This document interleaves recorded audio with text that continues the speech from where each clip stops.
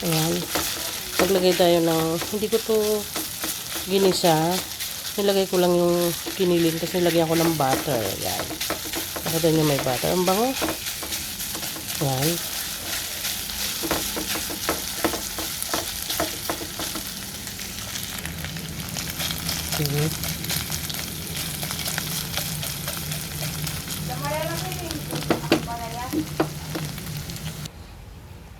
Siyempre, ayan na.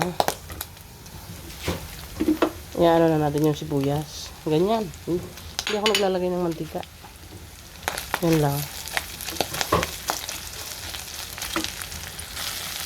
Yan na siya mga may.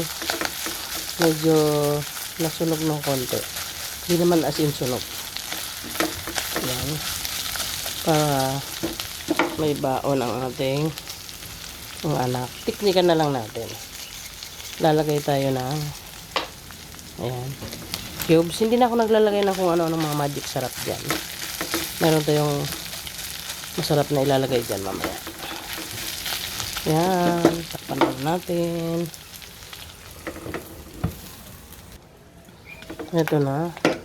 Ilalagay na natin yung ating broccoli. Ayan. Sabi ko nga sa inyo, titiknikan natin yung ulam ng aking junakes. Ayan.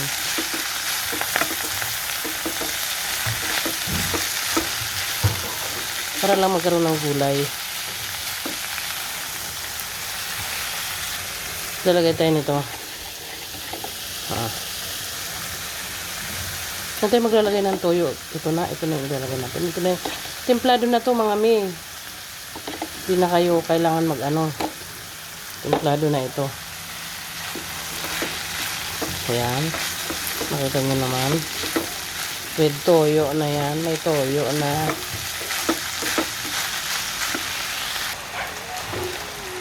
Tsaka maglalagay tayo ng konting mixed vegetable.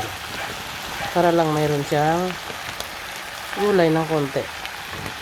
Yan, konti lang. Hindi masyadong madami. Diba? So, ulam na siya. Yeah. Wiw! Piti-piw-piw! Yan na yung ating ulam. Sarap na. O, diba? Luto na. Luto na. Kainan na, kainan na, kainan na.